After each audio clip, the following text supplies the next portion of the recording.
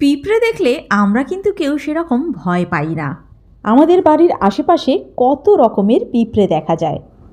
তবে আজ আমি কিন্তু একটু অন্য ধরনের পিঁপড়েদের কথা বলবো, যা আপনার পক্ষে প্রাণঘাতী পর্যন্ত হতে পারে। অবাক লাগছে, পিঁপড়ে আবার প্রাণঘাতী? হ্যাঁ, ঠিকই শুনছেন। আমি যে পিঁপড়ের কথা বলবো সেটি হলো সাইফু পিঁপড়ে। এদেরকে ড্রাইভার পিঁপড়েও বলা হয়ে থাকে। এরা কিন্তু একলা নয়, সব সময় ঝাঁকে ঝাঁকে চলাফেরা করে। জানেন এদের ঝাঁকে একসঙ্গে কত পিঁপড়ে থাকতে পারে? 5 কোটি। অবাক লাগছে না?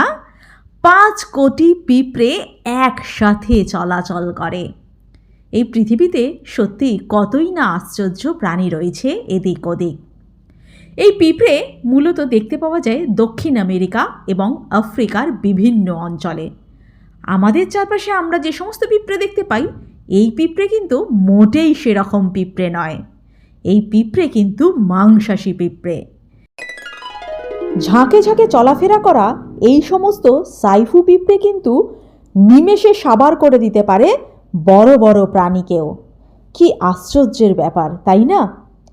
পিঁপড়েও এইভাবে মাংসাশী প্রাণীকে খেয়ে ফেলতে পারে।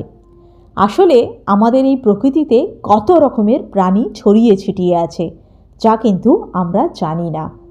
আশা করি আজকের এই ছোট্ট ভিডিওটা আপনাদের ভালো লেগেছে। ভালো লাগলে অবশ্যই আমার চ্যানেলটিকে সাবস্ক্রাইব করুন এই ধরনের ভিডিও পাওয়ার জন্য। ভালো থাকুন, সকলকে ভালো রাখুন। ধন্যবাদ।